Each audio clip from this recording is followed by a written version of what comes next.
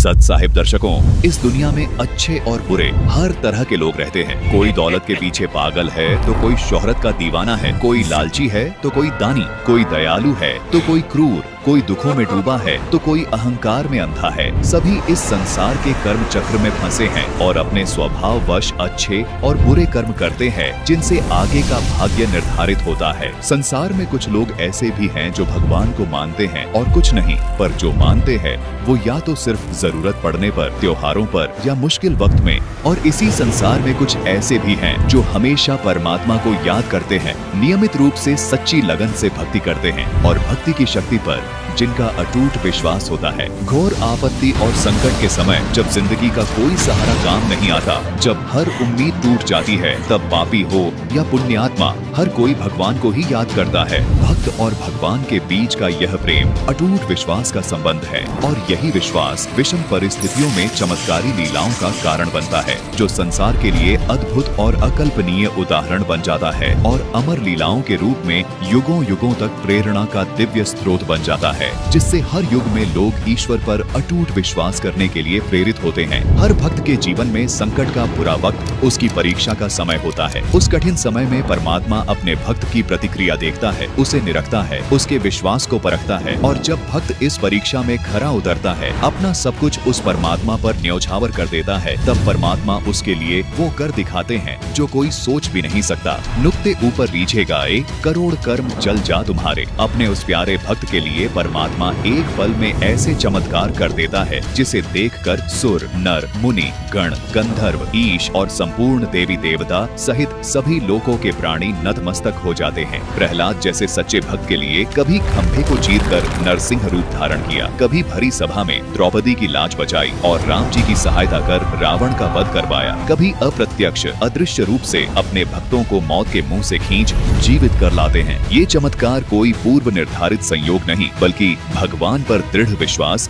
और भक्ति की शक्ति का प्रतिफल है। आध्यात्मिक यात्रा का सबसे बड़ा रहस्य यही है कि जिसने इसे जान लिया, उसने मानो हर पड़ाव को पार कर लिया। यह कोई साधारण ज्ञान नहीं, बल्कि एक ऐसा अति सूक्ष्म और गहरा सत्य है जिसे समझने के लिए हमें उन दिव्य लीलाओं को देखना होगा जो युगों युगों से स्वयं परमात्मा इस धरती पर अपने भक्तों के लिए करते आ रहे हैं। दर्शकों, परमात्मा की लीलाएं तो अनंत हैं, लेकिन फिर भी हमारा यह निरंतर प्रयास रहेगा कि हम जितना संभव हो सके इन दिव्य लीलाओं को वीडियो के रूप में आप तक पहुंचाते रहें। हमारा मकसद आपको केवल जानकारी देना नहीं, बल्कि उस परमपिता की असीम शक्ति और उनके अटूट प्रेम से अवगत कराना है, ताकि हमारी आंखें खुले और हमें भक्ति की सही दिशा और संपूर्ण आध्यात्मिक लाभ प्राप्त हो सके। जो खुद को छुपाकर गुप्त रूप से लीला करता है और सदैव अपने भक्त की सहायता के लिए कोई न कोई नया वेश धारण कर लेते हैं, तो कभी भक्ति में आस्था बनाए रखने के लिए किसी व्यक्ति विशेष या इष्ट शक्ति के रूप में आकर लीला कर जाते हैं और उनकी महिमा बना जाते हैं।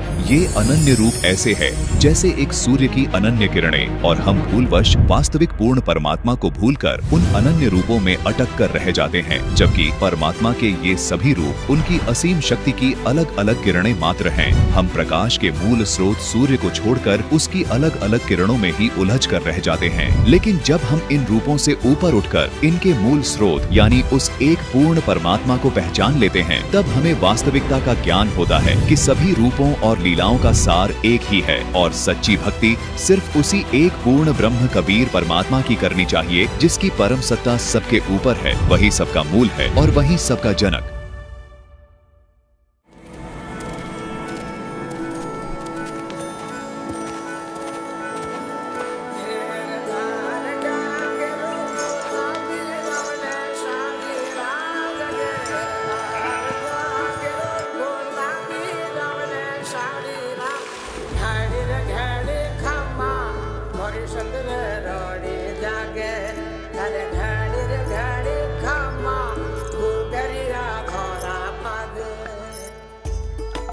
ये कहानी शुरू होती है राजस्थान के टोंक जिले के एक छोटे से गांव धुआं कला से, जहां रहते हैं एक जाट किसान और पशुपालक रामेश्वर जी और उनकी पत्नी रेवा देवी। दोनों ही अत्यंत धार्मिक और दयालु स्वभाव के दंपति थे। वे धर्म कर्म में गहरी आस्था रखते थे और साधु संतों की सेवा को ही सर्वोच्च धर्म मानते थे। उनके घर का वातावरण इतना पवित्र था कि कि वह घर किसी मंदिर से कम नहीं था।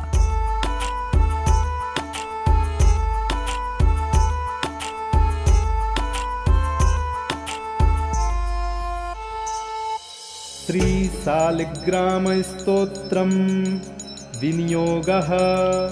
ओम अस्य श्रीशालिग्राम स्तोत्र मंत्रस्य श्री भगवान ऋषिः नारायणो देवता अनुष्टुप छंदः श्रीशालिग्राम स्तोत्र मंत्र जपे विनियोगः।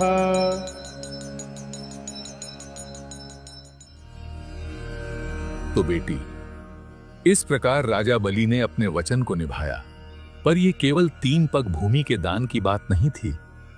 ध्यान से सुनो, राजा बलि की महानता इस बात में थी कि उन्होंने उस वामन वेश को पहचान लिया था कि वामन रूप में उनके द्वार पर कोई साधारण याचक नहीं, बल्कि साक्षात भगवान खड़े हैं। यह है सच। नारायण किस रूप में आकर मिल जाएं, ये कोई नहीं जानता।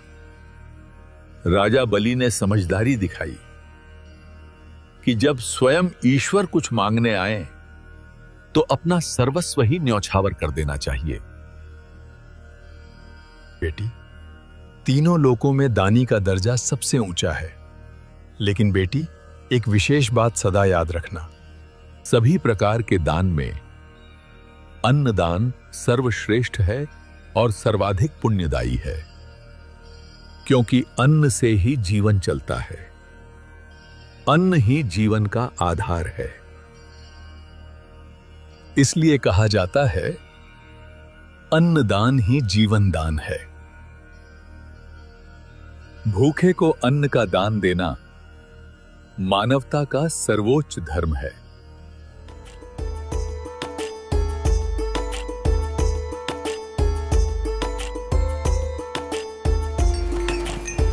महीने दिनों की तरह बीतते गए और भगवान की कृपा से रामेश्वर और रेवा देवी के जीवन में वो शुभ दिन आया जब उन्हें पुत्र रत्न की प्राप्ति हुई। घर में खुशी का माहौल था।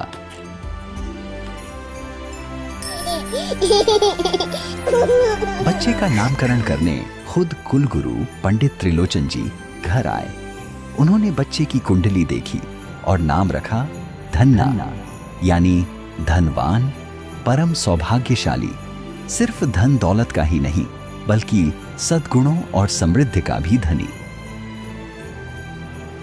धन्ना बाकी बच्चों से अलग था। जब गांव के बच्चे मिट्टी के खिलौने बनाते थे, धन्ना अपने छोटे छोटे हाथों से माता पिता के पैर दबाता या घर आए साधु संतों की सेवा करता। उस नन्हे बालक के सद्गुणों को देखकर ऐसा लगता था जैसे ये गुण उसके अपने पिछले जन्मों के शुभ आचरण का प्रभाव थे। उसकी विनम्रता और निर्मल सेवा भाव देखकर गांव में हर कोई बस एक ही बात कहता था, इस युग में धन्ना जैसा संस्कारी बालक मिलना बहुत दुर्लभ है। जब कुलगुरु त्रिलोचन नाथ रामेश्वर जी के घर आए तो 5 वर्ष के बालक धन्ना ने देखा कि आसपास के लोग भी उनके दर्शन को आने लगे और उनके आगमन से ही सभी उनकी सेवा में लग गए। सभी त्रिलोचन नाथ का विशेष आदर सत्कार कर रहे थे। त्रिलोचन नाथ जी ने भगवान की कथा सुनाई, जिसे सभी ध्यान पूर्वक सुन रहे थे। उनकी हर बात को धन्ना भी ध्यान पूर्वक सुन रहा था। कहानियों में वह भगवान की कल्पना करता, उनकी बाल लीलाओं को महसूस करता और कथा में ही उनके दिव्य रूप में खो जाता। कुलगुरु त्रिलोचन नाथ से धन्ना बहुत प्रभावित हुआ और उनकी हर क्रिया को ध्यान पूर्वक निरखने लगा। अगली सुबह धन्ना भी समय से स्नान करके कुलगुरु के पास गया और दूर बैठकर उनकी पूजा को ध्यान पूर्वक देखने लगा। गुरु ने बड़ी श्रद्धा से ठाकुर जी की मूर्ति को पंचामृत से स्नान कराया। जब दूध, दही, शहद और घी की धारा मूर्ति पर पड़ती तो धन्ना को मूर्ति के इस दिव्य अभिषेक को देखकर बहुत खुश होता और उसे देखकर असीम आनंद मिलता। त्रिलोचन नाथ जी ने फिर ठाकुर जी की मूर्ति को साफ वस्त्र पहनाए, माथे पर चंदन का तिलक लगाया और गले में माला पहनाई। धन्ना प्रतिदिन इसी प्रकार मंत्र मुग्ध होकर यह सब देखता रहा। पूजा की यह संपूर्ण विधि धन्ना के मन को बहुत अच्छी लगने लगी और नन्हा बालक धन्ना इससे बहुत प्रभावित हुआ। देखते ही देखते समय कैसे बीत गया पता ही नहीं चला। आज वह घड़ी आ गई थी जब पंडित त्रिलोचन नाथ जी को अपनी आगे की यात्रा के लिए निकलना था। उन्होंने भारी मन से धन्ना के पूरे परिवार से विदा लेने की इच्छा व्यक्त की। जैसे ही पंडित जी के जाने की बात धन्ना को पता चली, धन्ना बहुत दुखी हो गया। वह रोने लगा।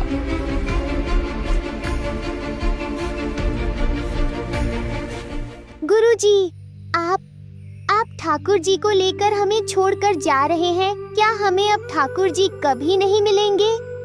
अरे धन्ना, शांत हो मेरे बच्चे। बेटा तुम विश्वास रखो, मैं जल्दी ही ठाकुर जी को लेकर वापस आऊंगा। नहीं, आप ठाकुर जी को लेकर मत जाइए। बेटा धन्ना, अब मेरे विदा लेने का समय आ गया है। मेरी यात्रा लंबी है, तुम रो मत बेटा, मैं फिर जल्दी ही आऊंगा। धन्ना जी का ठाकुर जी के प्रति प्रेम और भक्ति भाव देखकर त्रिलोचन जी भावुक हो जाते हैं। त्रिलोचन जी ठाकुर जी से मिलता जुलता पत्थर धन्ना जी को दे देते हैं। बालक धन्ना उस सामान्य पत्थर को पाकर ऐसे प्रसन्न होते हैं जैसे साक्षात भगवान मिल गई हो। कुलगुरु पंडित त्रिलोचन जी तो अपनी यात्रा पर चले गए, पर अपने पीछे छोड़ गए बालक धन्ना में सिलबट्टे के प्रति ठाकुर जी वाला गहरा प्रेम। धन्ना उस दिन से अपना सारा समय अपने नए साथी ठाकुर जी की ही सेवा में लगाने लगा। वह रोज सुबह जल्दी उठता, अपने ठाकुर जी को स्नान कराता, उन्हें नए वस्त्रों से सजाता और पूरी श्रद्धा से माथे पर चंदन का तिलक लगाता। कुछ ही वर्षों में जब धन्ना 10 वर्ष का हुआ तो उस ग्रामीण समाज की परंपराओं के अनुरूप उसका बाल विवाह कर दिया गया। अब धन्ना का जीवन बदल गया था। धन्ना किसान पुत्र था। इकलौता पुत्र होने के नाते वह पिता के साथ खेती में भी हाथ बटाता था। पिता की सहायता के लिए छोटी सी उम्र में ही कड़ी मेहनत करने लगा।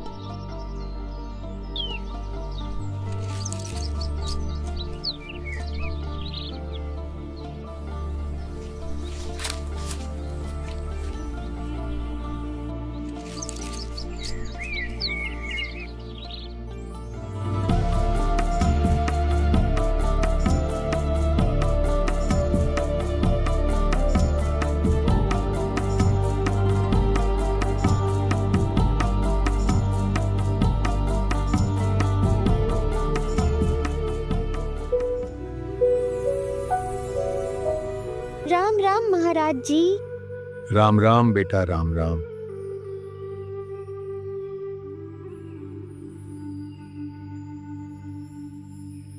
बेटा, मैंने एक मतीरा देखा जो बहुत मोटा और अच्छा है, वो मुझे खिला दे।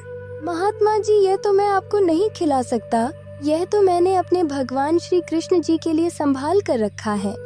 और हर फसल का पहला फल मतीरा, जो सबसे स्वादिष्ट और स्वस्थ होता है, वह अपने भगवान के लिए मंदिर में चढ़ाता हूँ। आप इस फल को छोड़कर और कोई भी फल खा सकते हैं। बेटा, आप इसे मंदिर में कब चढ़ाओगे? मैं आज महाराज जाने ही वाला था। बहुत अच्छा है, चलो आप, हम भी देख लेंगे, हमारे भी संस्कार बनेंगे और हम भी माथा टेक लेंगे। हाँ जी, चलते हैं।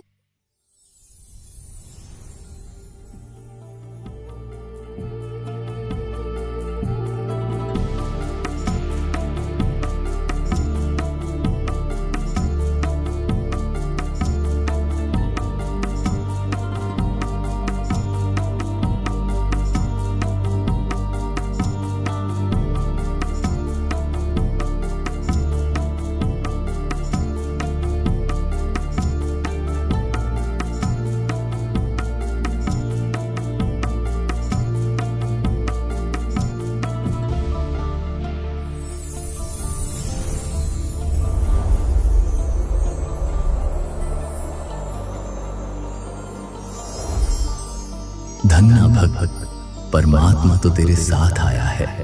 इस मतीरे को कहां लेकर आया मेरे पास। उनके चरण पकड़ और अपना कल्याण करवा।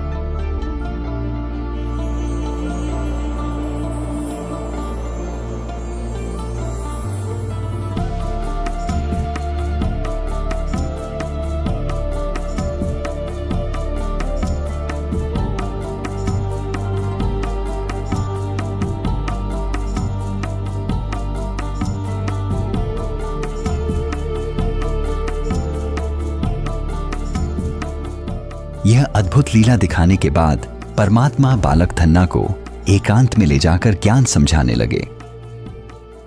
धन्ना बेटा, क्या तुम जानते हो तुम्हें ये मानव जीवन क्यों मिला है? नहीं महाराज जी। ये मनुष्य जीवन बहुत दुर्लभ है। प्रत्येक जीव को ये मनुष्य जीवन भक्ति करने के लिए, शुभ कर्म करके मोक्ष प्राप्त करने के लिए मिलता है। मोक्ष क्या होता है महाराज जी? मोक्ष अर्थात इस जन्म मरण के चक्कर से हमेशा के लिए मुक्त हो जाना, उस परम सनातन धाम को प्राप्त करना, जहां जाने के बाद प्राणी कभी लौटकर संसार में वापस नहीं आता। लेकिन अगर इस जन्म में सद्गुरु नहीं मिला तो मोक्ष कभी नहीं मिल सकता, और मोक्ष नहीं हुआ तो जानते हो फिर अगले जन्म में क्या होगा? क्या होगा महाराज जी? फिर पीछे नर सेती तू पशुआ कीजिए, गधा बैल बनाई। ये 56 भोग कहां मन बौरे, कहीं कुरड़ी चरने जाई, फिर पशु पक्षी बनना पड़ेगा। गधा या बैल की भी जूनी भोगनी पड़ेगी। तब ये जो तुम अच्छे अच्छे पकवान खाते हो, ये सब कहां मिलेंगे? तब तो कचरे के ढेर पे जाकर घास चरनी पड़ेगी। महाराज जी, क्या मुझे भी अगले जन्म में गधा बनना पड़ेगा? बेटा, अगर तुम नाम दीक्षा लेकर भक्ति करोगे और मेरे बताए रास्ते पर चलोगे तो ना तो तुम्हें गधा बनना पड़ेगा और ना ही अन्य पशु पक्षियों की योनि में जाना पड़ेगा। ये संसार जिसमें तुम रह रहे हो ये अच्छा नहीं है।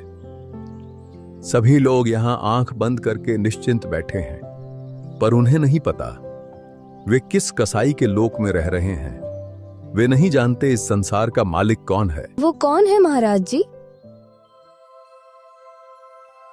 इस लोक का मालिक है काल ब्रह्म, जिसने यह सर्व जाल बिछाया है। ये काल हर दिन 1 लाख मनुष्यों को खाता है।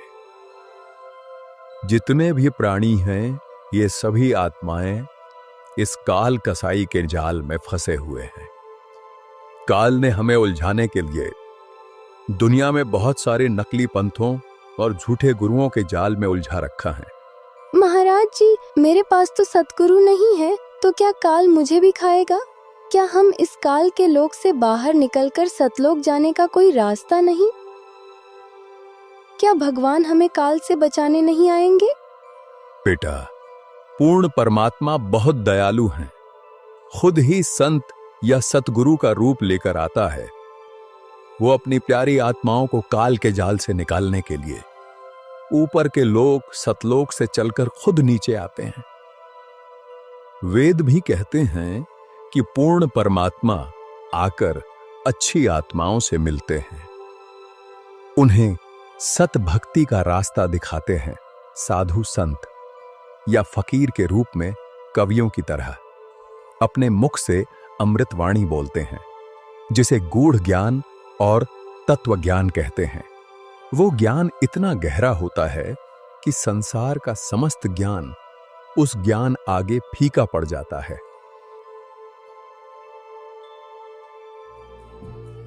इस तरह कबीर परमात्मा जी ने 11 वर्ष के बालक धन्ना जी को सत्संग सुनाया और गूढ़ आध्यात्मिक ज्ञान समझाया, सतलोक की पूरी जानकारी दी और सच्ची भक्ति के बारे में गहराई से बताया।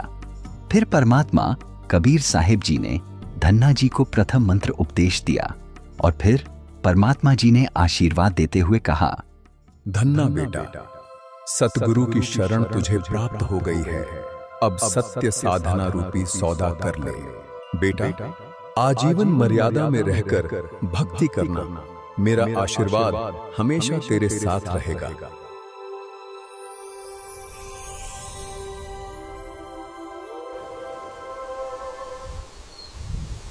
हे प्रभु, हे भगवान, कहाँ चले गए आप अपने इस दास को छोड़कर? कहाँ अदृश्य हो गए आप?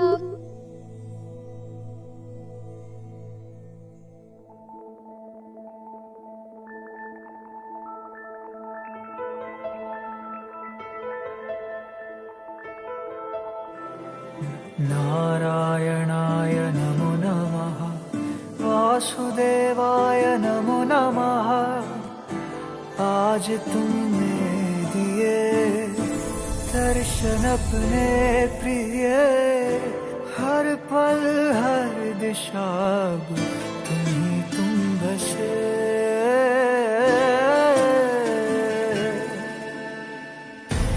अपनी सुध बुध में हारा, मेरा बस तू ही सहारा।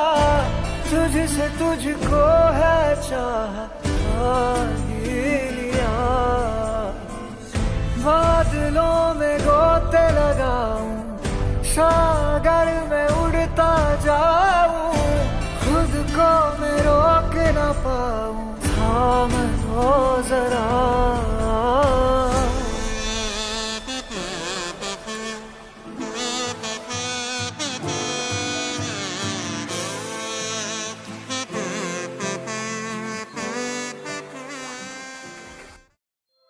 साक्षात परमात्मा स्वयं प्रकट होकर धन्ना के पास आए और पहली बार परमात्मा ने उससे कुछ मांगा। भगवान ने स्वयं खाने के लिए उस सिर्फ एक मतीरा मांगा था, वो भी उसने परमात्मा को देने से मना कर दिया।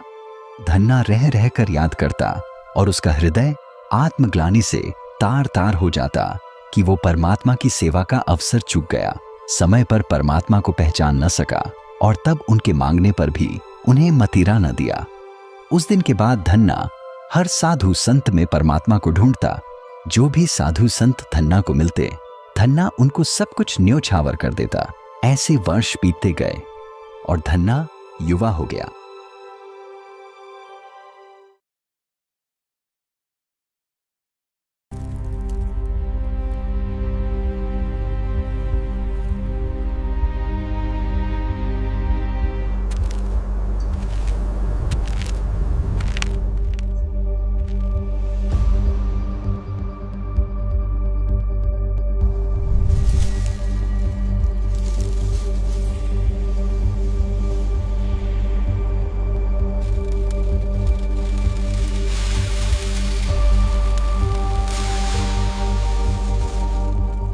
पूरा गांव अकाल की भीषण मार झेल रहा है। पूरे गांव पर ऐसी विपदा आन पड़ी है कि इसका कहीं कोई समाधान दिखाई नहीं पड़ता।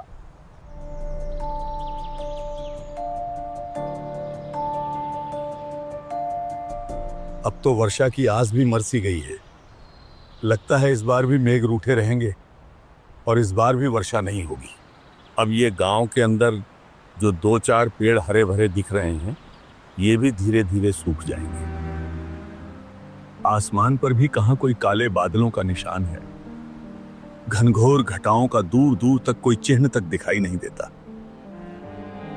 पिछले साल भी वर्षा नहीं हुई, जिस कारण हमारी सारी फसलें तबाह हो गईं। अन्न की घोर कमी के चलते अब तो हमने अपना पशुधन, गायें और बैल सब कुछ बेच दिया। और यदि इस बार भी इंद्रदेव ने वर्षा न की तो खेती होना असंभव है। पूरा गांव भूखा मरेगा और ये अकाल सबका साक्षात काल बन जाएगा। लगता है हमारा राम रूठ गया है।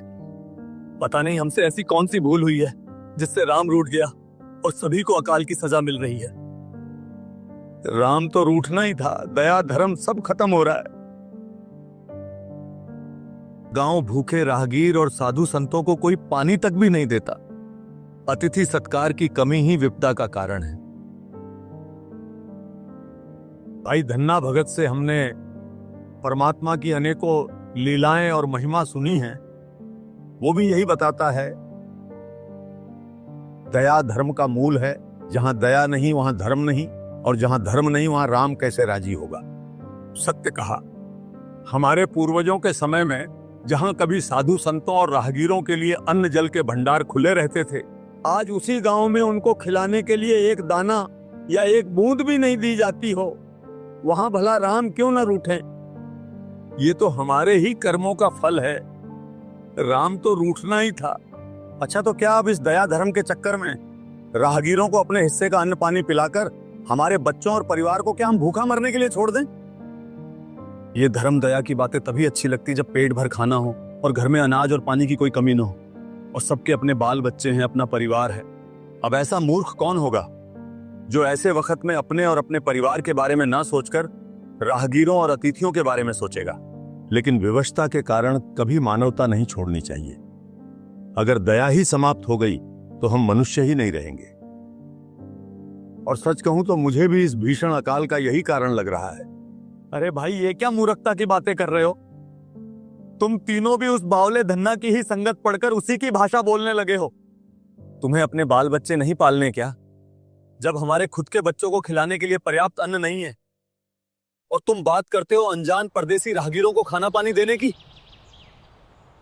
बिल्कुल सही कहा। संसार में हर कोई अपने अपने भाग्य का खाता है और अपने कर्मों का फल भोगता है।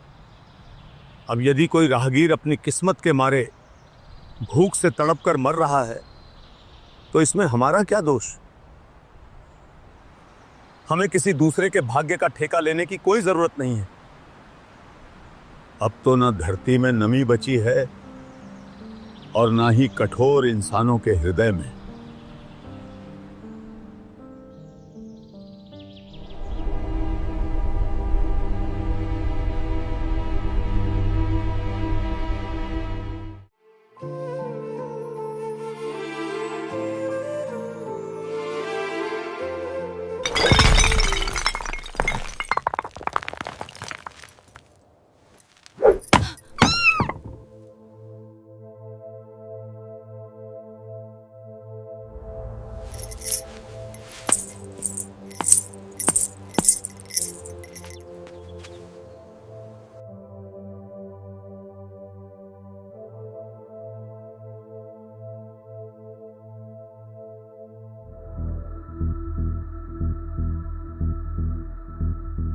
अरे साधु महाराज, आज तुम्हारा भजन खत्म होगा या नहीं?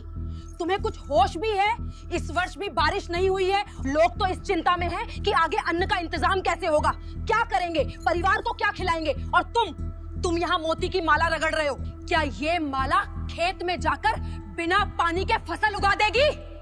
भगवान परमात्मा जो चाहे वो कर सकता है। मौला जल से थल कर देत, थल से जल कर देत। एक बार तुम उस परमात्मा पर पूर्ण विश्वास करके तो देखो। अच्छा रहने दो, अपना ज्ञान अपने पास रखो। घर चलाने के लिए तुम्हें जोड़ना तो आता नहीं, बस उजाड़ना आता है। तुम्हारे खुद के घर में पर्याप्त अन्न नहीं, और तुमने उस दिन जब वो भूखा भिखारी आया और तुमने मेरी मेहनत की बनी रोटियों में से भी 2 रोटी उठाकर उसे दान करके आ गए। तुम तो मुझे और मेरे बच्चों को भूखा मार दोगे। तुम्हारी ये दानवीरता हमें एक दिन कंगाल बनाकर रख देगी। दान धर्म से कभी किसी का कुछ नहीं घटता भगवान। धर्म से ही तो कर्म बनते हैं और धर्म से ही सबका पेट भरता है। तुम्हारा धर्म तुम्हारे पेट में जाता है क्या? मैं पूछती हूँ, जब मैं तुमसे नए नए कपड़े या गहने मांगती हूँ तब तुम्हारा धर्म कहाँ जाता है? तुम्हारे माँ बाप के जाने के बाद मैंने आज तक कभी चांदी का कंगन तक नहीं देखा, क्योंकि तुम्हारा ईश्वर प्रेम खत्म ही नहीं होता। तुम हमेशा धन और आभूषण की बात क्यों करती हो? शांति से क्यों नहीं रहती? तुम अपना बचा हुआ धन भी साधु संतों में बांट देते हो। मेरे लिए तुम्हारे पास कुछ नहीं बचता। बताओ, कभी कोई गहना बनवा कर दिया है तुमने मुझे? मेरे और मेरे बच्चों के लिए तुम्हारे पास है ही क्या? तुम्हारे पास तुम्हारा सारा समय और बाकी सब कुछ सिर्फ तुम्हारे भगवान के लिए, हमारे लिए कुछ नहीं है। अपने सामर्थ्य अनुसार तुम्हारी और बच्चों की हर जरूरत पूरी करता हूँ। हाँ हाँ, आकर बस अंधेरे में अपनी माला फेरते हो। ऐसा लगता है जैसे तुमने मुझसे नहीं बल्कि इस माला से विवाह किया है। तुम्हें हमारे सुख से नफरत है। तुम तो दुनियादारी तक नहीं समझते। तुम्हारा सीधापन नहीं, तुम्हारा पाखंड है। कुछ नहीं रखा इस भक्ति में, छोड़ दे। जो कुछ मिलेगा कर्म करने से मिलेगा। कुछ नहीं रखा इस भगवान के नाम में। 1 साल से खेतों की मिट्टी फट रही है, कुएं सूख गए हैं, और तुम यहाँ आंखें मूंद कर हाथ पे हाथ धरे माला करते रहो। क्या तेरी माला के मनके हमारे बच्चों को अन्न खिलाएंगे? बस भी करो अब भगवान, शांत हो जाओ। इस घोर संकट में भगवान की महिमा ही सहारा है। हमें धैर्य रखना चाहिए। जब राम चाहेंगे तो वर्षा अवश्य होगी। अब तुम्हें कौन समझाए? भगवान का विधान दान, धर्म और भक्ति करने से ही घर में बरकत आती है। बरकत? कैसी बरकत? गांव की हर स्त्री के गले में आज चांदी की हसली है, और मेरे गले में क्या है? तुम्हारी दानवीरता का बोझ। तुमने सारा पैसा उन साधुओं को दे दिया जो तुम्हें ज्ञान का उपदेश देते फिरते हैं, और मेरे लिए कभी एक कांच की चूड़ी तक नहीं लाए। भगवान, आभूषणों लेकर क्या करोगी? संकट में सिर्फ भगवान साथ देते हैं, आभूषण नहीं। परमात्मा के ज्ञान को समझो। इन आभूषणों से कोई लाभ नहीं। सिर्फ अच्छे कर्म, भक्ति और दान, धर्म ही असली आभूषण है। जिस लोक में हम रह रहे हैं, यहाँ एक पल में कब मृत्यु हो जाए कुछ नहीं पता। ये आभूषण, ये कपड़े, घर परिवार यही धरे के धरे रह जाएंगे। साथ जाएगा तो सिर्फ भक्ति, धन और धर्म कर्म का पुण्य। इसलिए हमें सादा जीवन जीकर भक्ति, दान और धर्म करना चाहिए। बस बस रहने दो। तुमसे शादी करके तो मेरे भाग ही फूट गए हैं। तुम तो उस कीकर के पेड़ की तरह हो जो बिना पानी के खड़ा है पर किसी काम का नहीं।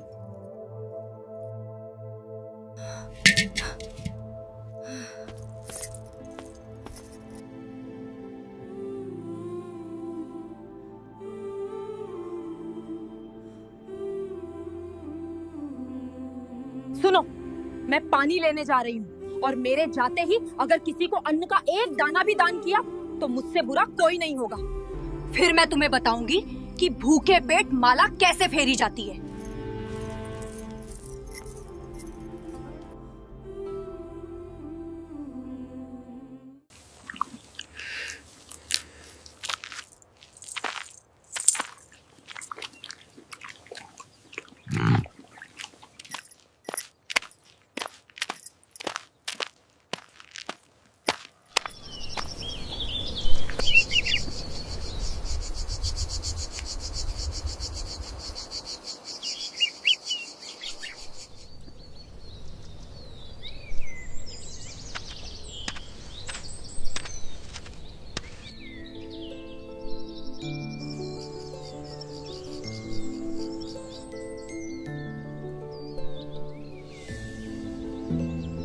राम राम धन्ना बाई। राम राम।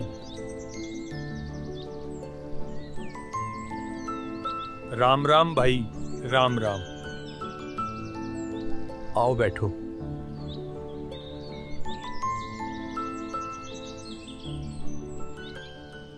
अरे धन्ना भाई, आज तो बस पूछो मत क्या हुआ। अब तो ऐसा समय आ गया कि बस सिर्फ कुछ वरिष्ठ बुजुर्गों को छोड़कर सब में इंसानियत मर ही गई है। कोई दया धर्म करके राजी नहीं। आज तो चौपाल की चर्चा ने मन को और भी विचलित कर दिया। ऐसा क्या हुआ? आज चौपाल में चर्चा चली, फिर क्या इस वाद विवाद और इस गंभीर समस्या का किसी ने समाधान नहीं किया? हाँ धन्ना, समाधान तो किया। अंत में गांव के वरिष्ठ बुजुर्गों ने बात को संभाला और एक फैसला सुनाया।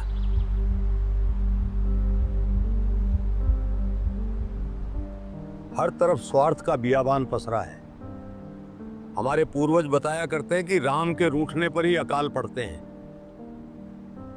ऐसे में धर्म भंडारे करने से ही वर्षा होती है, इसका और कोई उपाय नहीं। बिल्कुल भाई साहब, जमीन से पानी के साथ साथ अब सभी के दिलों से दया भी खत्म हो गई है। मेरा बाबू भी कहा करता कि भगवान ने हर समस्या का समाधान बनाया है, और जब राम रूठ जाए तो राम को मनाने का भी एक ही उपाय है, और वो है धर्म। अब सिर्फ धर्म से ही राम मनाया जा सकता है, इसके अलावा और कोई रास्ता नहीं। इस बार भी अगर वर्षा न हुई तो सब मरेंगे। एक काम करो, सभी पूरा गांव मिलके हर घर से एक या आधा पाव चावल और गुड़ इकट्ठा करके मीठे चावल बनाओ, पूरे गांव को बुलाकर भंडारा खिलाओ। इस धर्म भंडारे से भगवान खुश होंगे और वर्षा होगी।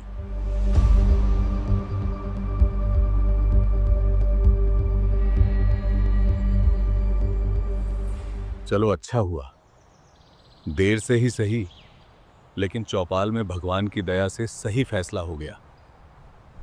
परमात्मा भी कहते हैं, चिड़ी चोंच भर ले गई, नदी न घट्यो नीर, दान दिए धन घटे नहीं, कह रहे साहेब कबीर। धन्ना बेटा, जो दान नहीं करते उनका भविष्य नरक बन जाता है। दान धर्म के अनुष्ठान यानी धर्म यज्ञ व अन्य यज्ञ करने से भक्ति ऐसे सफल होती है जैसे खेत में किसान बीज बोकर बाद में समय समय पर सिंचाई करता है,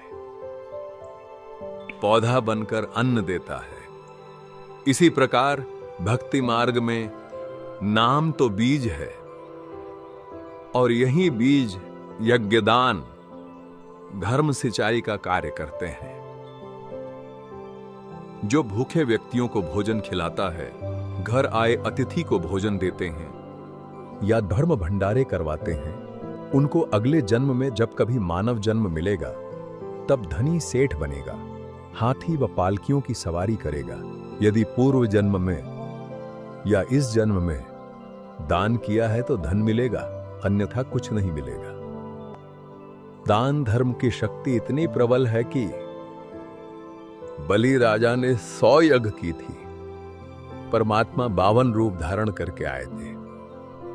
यह धर्म का प्रभाव था कि परमात्मा को स्वयं आना पड़ा। बेटा धन्ना, आप मनुष्य शरीर प्राप्त करके इस पृथ्वी लोक पर जन्मे हो। मनुष्य जन्म बहुत ही दुर्लभ है।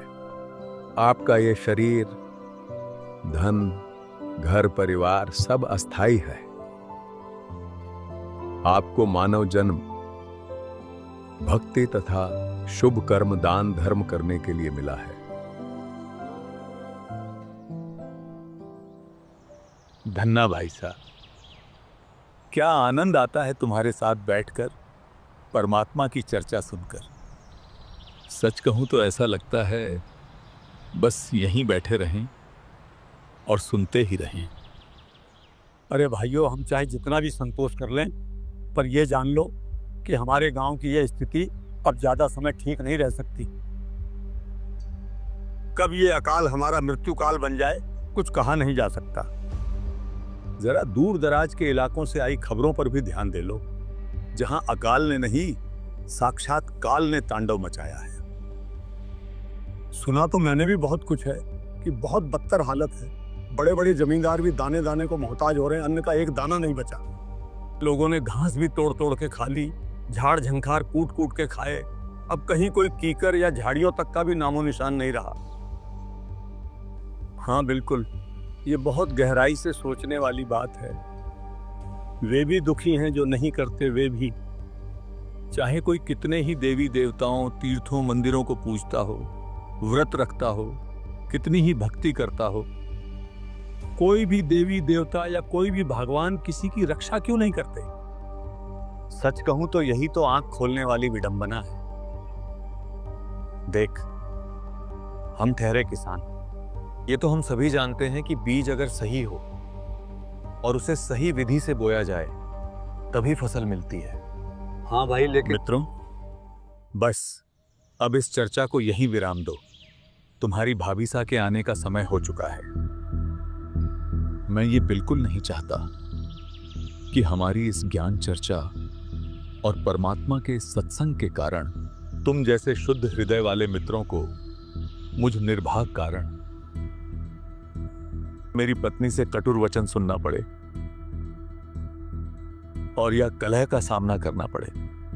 बाकी चर्चा कल उसी आनंद से करेंगे। भाभी साहब, फिर तो हमें तुरंत चलना चाहिए।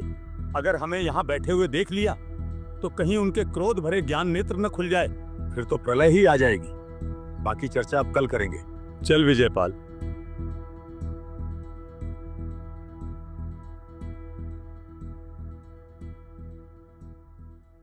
हाँ हाँ, चलते हैं।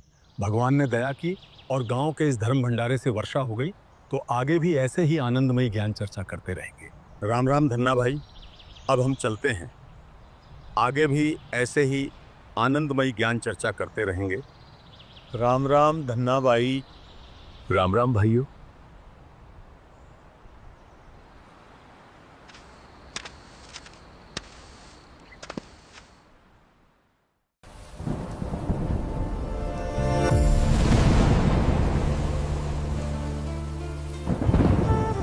इतने समय बाद वर्षा हुई और धरती पर फिर से हरियाली लौट आई। किसानों में खुशी की लहर छा गई। लोगों को अपने जीवन यापन का मौका मिल गया। इस बार किसानों को बीज बोने का अवसर मिला, और सिर्फ बीज बोने का अवसर नहीं, ये तो मानो गांव सहित पूरे क्षेत्र को जीवन दान ही मिल गया।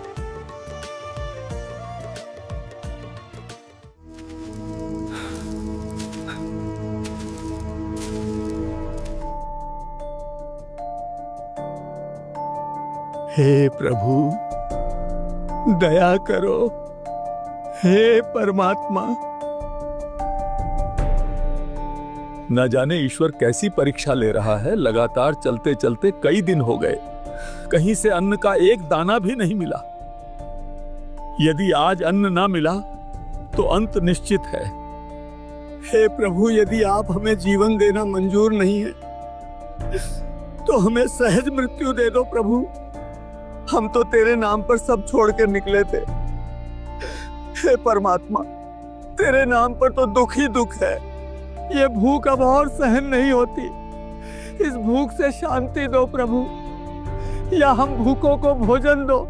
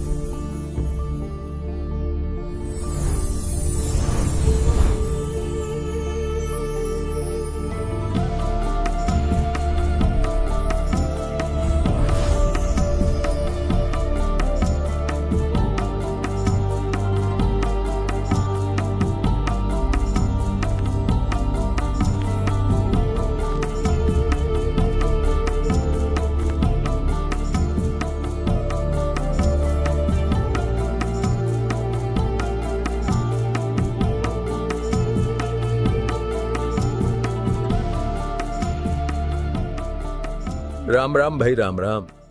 अरे काहे का राम महाराज, पेट में भूख की आग तन को जलाए जा रही है।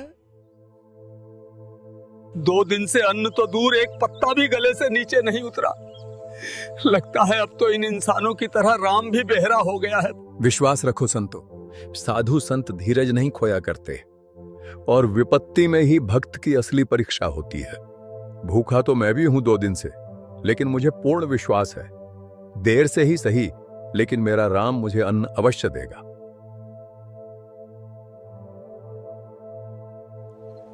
ये तो कठिन परीक्षा है महाराज। भाई परीक्षा कठिन तो है, लेकिन राम नाम रटते रहो जब तक घट में प्राण, कबहू तो दीनदयाल के भिनक पड़ेगी कान। भगवान के अलावा हमारा तो और कोई सहारा भी नहीं है संतो। इस परिस्थिति में अगर कोई मदद कर सकता है तो सिर्फ वो आदि राम ही कर सकता है। उस राम का नाम रटते चलते हैं, क्या पता वो कब पुकार सुन ले और किसी को मदद के लिए भेज दे।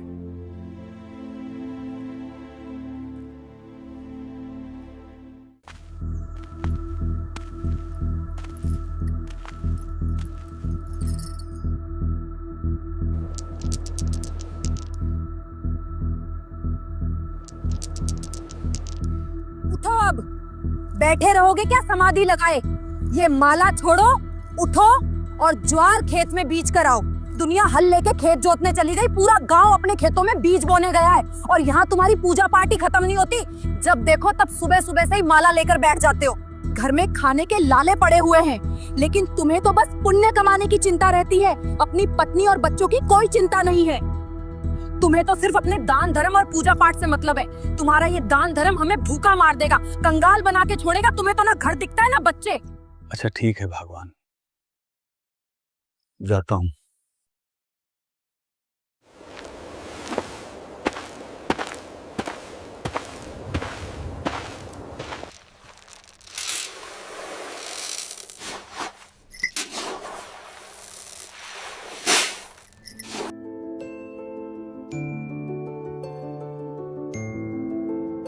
ये लो जी, ये ज्वार खेत में बीज के आओ। और मेरी बात कान खोल के सुन लो, ये ज्वार खेत में ही बीजनी चाहिए और इसे सिर्फ ज्वार मत समझना। हमारा और हमारे बालकों का जीवन है ये।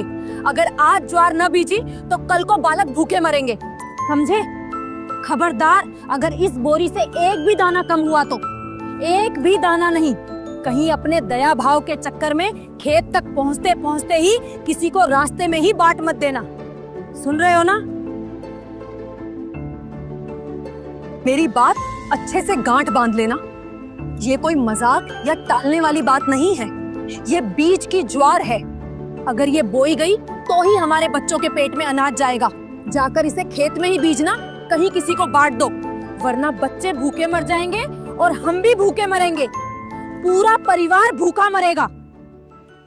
अच्छा ठीक है भगवान, अब जाने दोगी?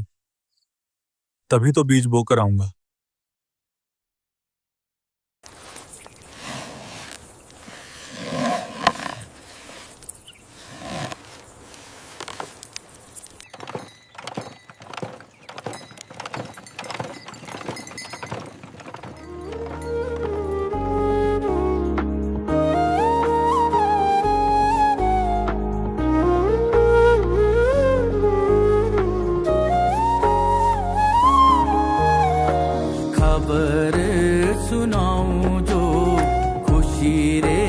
बताऊं जो आज मेरे पिया घर आएंगे, आज मेरे पिया घर आएंगे।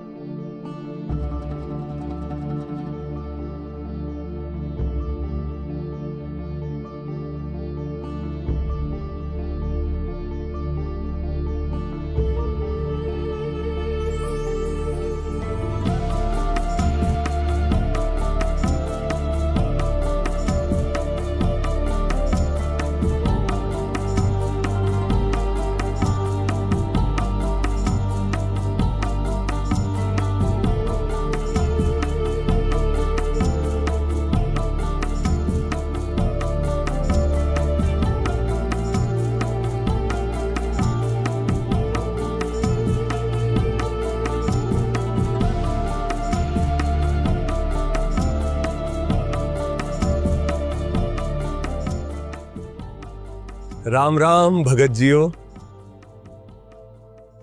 भाई 3 दिन हो गए, हमें कुछ भी खाने को नहीं मिला। हम तो मर रहे हैं भूखे। हमें इस राजस्थान में कोई पानी पिलाने वाला भी नहीं मिला। रोटी तो बहुत दूर की बात है। कहां से आए हैं भगत जी और कहां जाएं? अरे महाराज,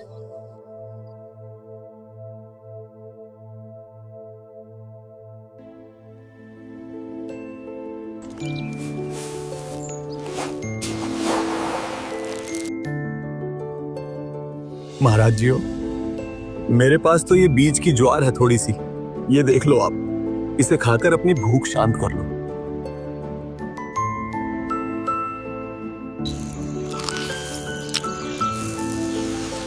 बेटा, मैंने एक मतीरा देखा जो बहुत मोटा और अच्छा है, वो मुझे खिला दे।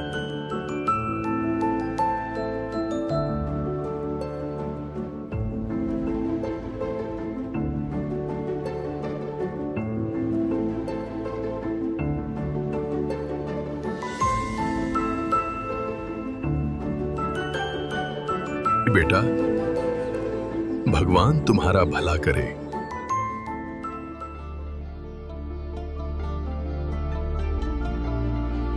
बीज बोने आया था सो बीज बो दिए परमात्मा जी।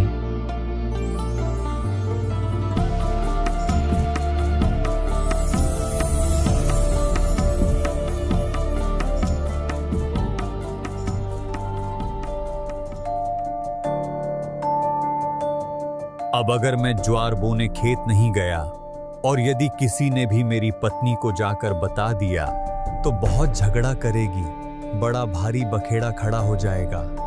क्या करूं अब?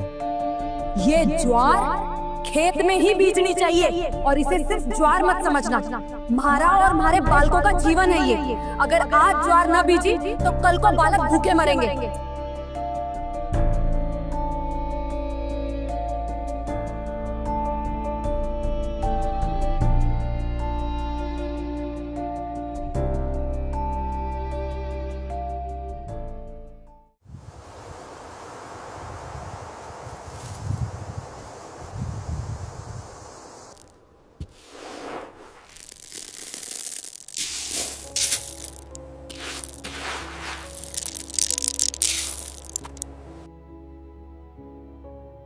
धन्ना ने कंकर इकट्ठे किए और ज्वार के बीज वाली खाली थैली में भर लिए।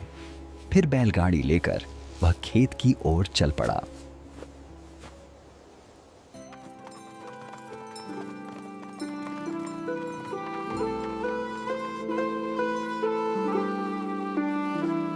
खेत पहुंचकर उसने बाकी किसानों की तरह ज्वार बोने का अभिनय करते हुए थैली से हाथ में कंकर लेकर जमीन पर इस तरह बिखेरे जैसे वह ज्वार के बीज ही हों। और फिर थैली के सारे कंकर बीजने के बाद धन्ना सब किसानों के साथ घर आ जाता है।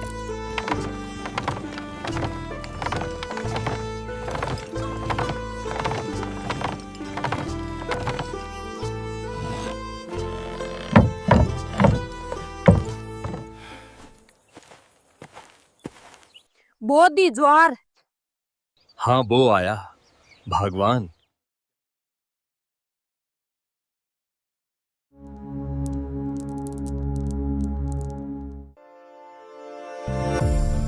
ठीक 2 महीनों बाद जहां सबके खेतों में घुटनों तक ऊंची ज्वार की फसल लहरा रही थी, वहीं धन्ना का खेत, उसके खेत का तो हाल ही कुछ और था, जिसे देखकर हर कोई हैरान था। उसके खेत में ज्वार का तो कोई नामो निशान तक नहीं दिख रहा था। वहां चारों ओर बस अनगिनत तुंबे की बेलें उगी हुई थी, जो उस पूरे इलाके में झाड़ झंखाड़ की तरह बिना बोए ही अपने आप ही उग जाती थी। धन्ना के खेत को जो भी देखता वह हक्का बक्का रह जाता कि जहां ज्वार की फसल होनी चाहिए थी, वहां तो बस तुम्बों का जंगल उगाया है।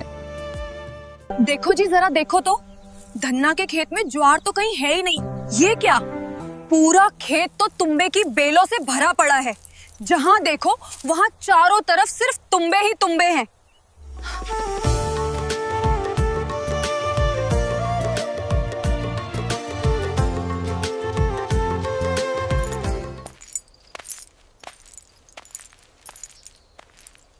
अरे भाभी सा,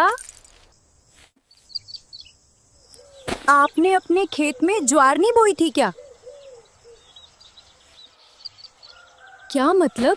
आपके खेत में तुम्बों की बेलें उगाई, बीज भी नहीं डाला और देखो पूरा कुबाड़ उग गया। आपके खेत में इतने तुम्बे पड़े हैं कि बिना गिनती के। नहीं, ऐसा नहीं है। हमारे भगत जी ज्वार बोकर आए हैं। मैंने खुद उन्हें ज्वार की बीज दी थी बोने के लिए। ज्वार का तो एक पौधा भी नहीं है, मोटे मोटे अनगिनत तुम्बे उगे हुए हैं। जरूर भगत जी ने कर दी होगी गड़बड़, बीज भी कहीं दान में दे दिए। पहले एक बार खेत देख कर आऊं, फिर इन्हें तो बाद में बताऊंगी।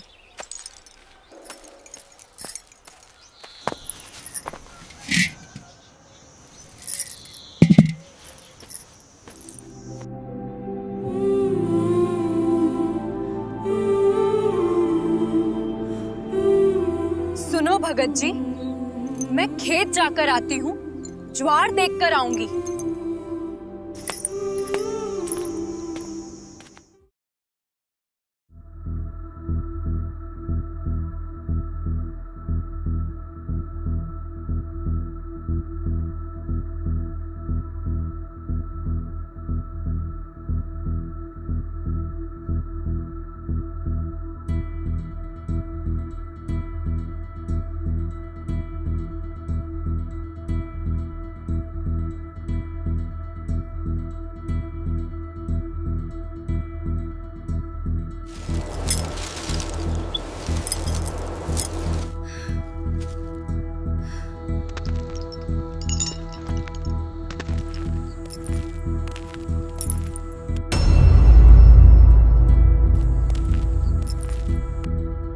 धन्ना भाई, आज तो तेरी खैर नहीं। हे प्रभु, अब देखी जाएगी, जो भी होगा होना तो है ही। तुम दोनों उठ जाओ यहां से।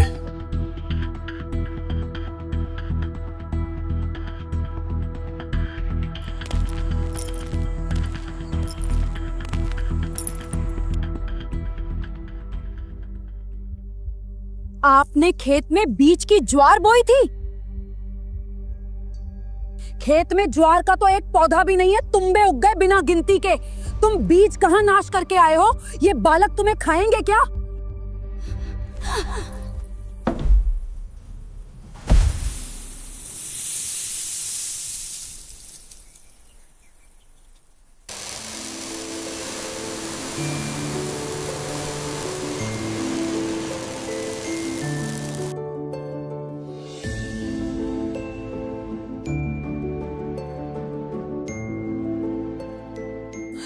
ये क्या हो गया? तुम्बे में ज्वार? ये ज्वार कहां से आ गई इसमें? भगवान, मुझे नहीं पता ये ज्वार कहां से आई और ये क्या सौदा है। इसमें ज्वार है तो फिर तो अन्य तुम्बों में भी ज्वार हो सकती है।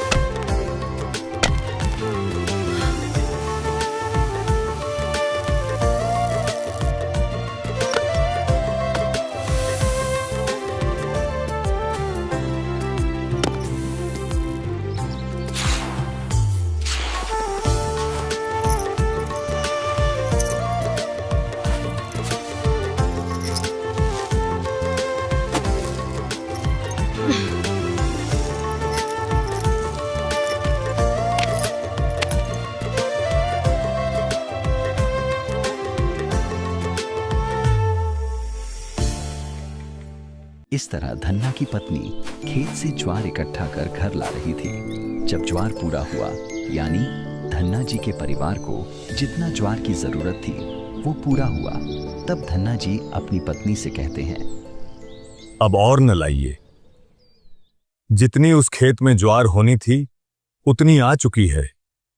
अब इस बाकी की ज्वार को बांट दो सभी को गांव में। सबके बच्चे भूखे हैं। क्यों? मैं क्यों बांटूं? सारी लाऊंगी। धन्ना की पत्नी ज्वार भरकर फिर लाई। घर तक जब गठरी खोली तो ज्वार 2 किलो रह गई। धन्ना की पत्नी फिर गठरी भरकर ज्वार लाई तो सिर्फ छिलका हो गई, ज्वार नहीं रही। भगवान, अपने हिस्से की ज्वार आ चुकी है, अब तुम फालतू नहीं ला सकती।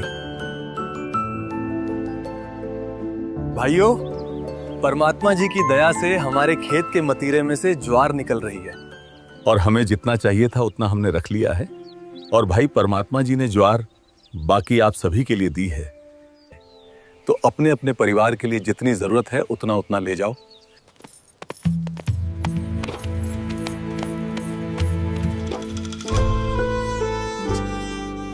अन्य किसानों की फसल बारिश न होने से सूख गई और भगत धन्ना जी को इतनी अच्छी साफ सुथरी परमात्मा ने इतनी दे दी कि पूरा गांव भी तक गया ढोते ढोते, लेकिन शाम तक भी ज्वार खत्म नहीं हुई। धन्ना भक्त ने सब गांव वालों को लगभग 10-10 मन यानी 4-4 क्विंटल ज्वार बांट दी। उनके बच्चे भी भूखे थे। फिर अपने घर भी शेष ज्वार ले गए। उस दिन के बाद धन्ना जी की पत्नी भी सेवा में लग गई। दोनों का उद्धार हो गया। ये अनमोल ज्ञान जगत गुरु तत्वदर्शी संत रामपाल जी महाराज जी के सत्संगों का अंश मात्र है। आप संत रामपाल जी महाराज जी के मंगल प्रवचन संत रामपाल जी महाराज एप्लीकेशन पर भी सुन सकते हैं तथा उनके द्वारा लिखी पुस्तकें भी डाउनलोड कर सकते हैं।